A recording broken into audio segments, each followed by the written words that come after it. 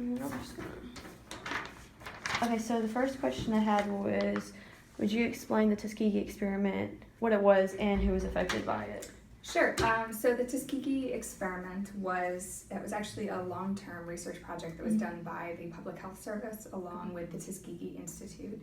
And it was originally called the Tuskegee Study of Untreated Syphilis in the Negro Male. Okay. And it lasted for about 40 years. So originally the intention was to study what was called the natural history of syphilis. So basically what would happen to the body infected with syphilis over time if it wasn't treated. So that sounds really simple. The problem is that how it was conducted and sort of what ethical issues were raised. So I don't know if you want me to go into all of that now or... And what were some of the long-term effects the experiment had on the community and also the way research was conducted? Okay, so it's probably easier to do the short-term effects first. So first of all, the reason the study became controversial in 1972 was that when it began in the 1930s, there was not a lot of effective treatment for syphilis. Most people with syphilis, if they got treated at all, were treated with heavy metals, so like arsenic, things like that. And the treatment success rate was about 30%, so it really wasn't great. That said, when these men, and there were about 600 men enrolled, there were exactly 600 men enrolled in the study, all African American in Macon County, Alabama. 399 of them had syphilis and 201 did not, to serve as like a control group to see whether the men who had syphilis would get higher incidence of things like neurological disorders, blindness, all these different things than the men who were not infected. The problem is the men were told they were getting treatment. They were told that they were getting treatment for what was called like bad blood, which could include syphilis and other things, right? When in fact they got no treatment. This was already a problem in 1932, even though the treatment that was available wasn't particularly effective. But in 1947, when penicillin became the standard therapy for syphilis with a really high success rate, these men were not informed that there was an effective treatment and they were not offered treatment. They were told that they were still continuing to receive treatment and they shouldn't worry about it. And this continued for decades until in 1972, it was actually an Associated Press reporter got a hold of the study and published it, and people were outraged.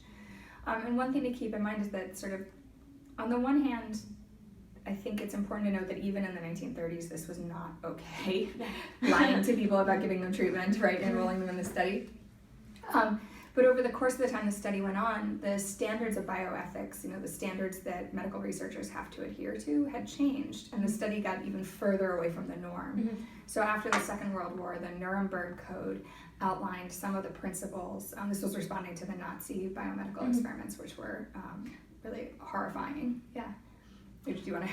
Sorry, no, I was just, I won't put this on there, but I was just like shocked when I actually did look into all of this, because my whole take on it was really people aren't that educated on it, and I just think it's crazy that it's not more established in schooling. Tuskegee? Yeah. Well, what's really interesting is that actually in some communities it's quite well known. See, that's the question is, what measures have been taken to prevent this kind of thing from happening again?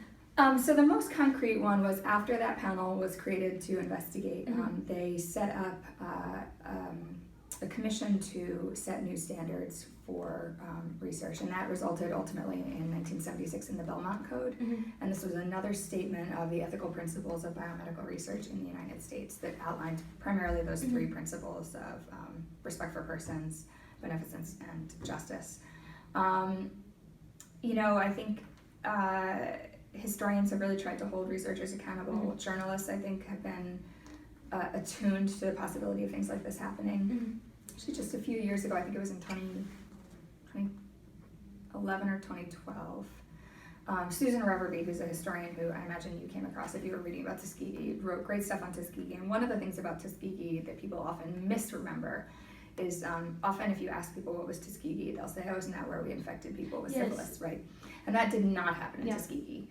And she has spent, the last 10 years of her career trying to convince people, no, we didn't. Like, it was a terrible study. It was unjustifiable. It was damaging, but we didn't infect people with syphilis.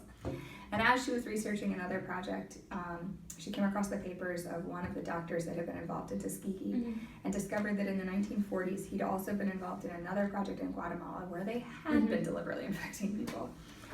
So I think, more awareness of these things has led to greater exposure. I think there have been a lot of efforts at transparency. at making sure that people give genuinely informed consent, and that's led to things like making sure that, you know, if you are being invited to participate in a study, that you get a form that explains the study in a way that you can possibly understand, right? That doesn't use jargon that you're never gonna be able to use. But none of these measures are perfect. This is definitely an ongoing issue. We have not come up with a gold standard, so it's something that, I mean, I think the only way to prevent it from